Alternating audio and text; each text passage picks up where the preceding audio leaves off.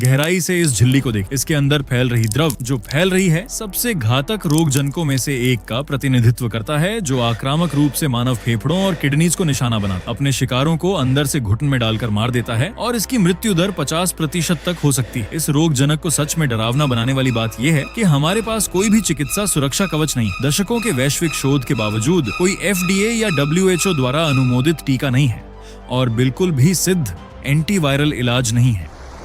2026 में एक क्रूज जहाज जो साउथ अटलांटिक की ओर जा रहा था एक स्थानीय दुःस्वप्न बन गया, जब एक स्वस्थ यात्री को बुखार हुआ, सांस लेने में दिक्कत हुई और जहाज पर ही उसकी मौत हो गई। कुछ ही दिनों में उसकी पत्नी और एक और यात्री भी गिर गए और मर गए। इस रोगजनक ने एक वैश्विक लॉकडाउन को प्रेरित करने से बचा लिया है, क्योंकि इसके संचरण का तरीका बेहद विशिष्ट और कुछ हद तक अजीब है।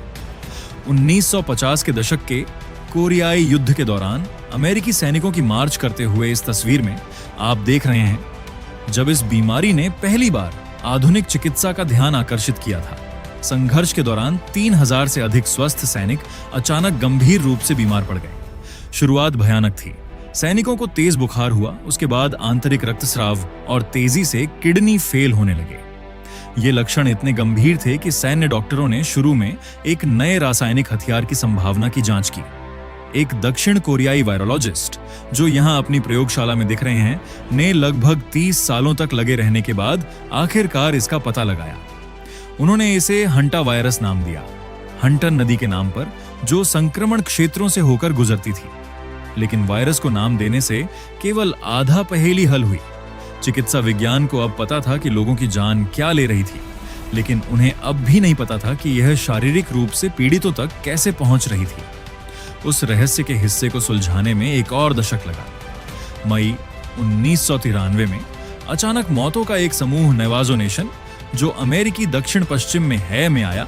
इस क्षेत्र को इस तस्वीर में दिखाया गया है। युवा सक्रिय लोग अस्पतालों में आ रहे थे और तेजी से मर रहे थे क्योंकि उनके फेफड़ों में अचानक द्रव भरने लगा। शोधकर्ताओं ने आखिरकार इस रोगजनक का पता इस विशेष जानवर तक लगाया, डियर माउस तक। प्रकृति में हंटा वायरस लगभग केवल जंगली कृंतकों की आबादी में जीवित रहता है। मनुष्यों में केवल बेहद विशिष्ट परिस्थितियों में प्रवेश करता है। यह चित्र संक्रमण की वास्तविक श्रृंखला को दर्शाता है। यह महासागर से शुरू होती है, एक जलवायु अनोखी घटना जैसे एल नीनो के साथ। बदलते मौसम से असामान्य रूप से अधिक वर्षा एक क्षेत्र में होती है, जिससे प्राकृतिक खाद्य की अत्यधिक उत्पादन होता है।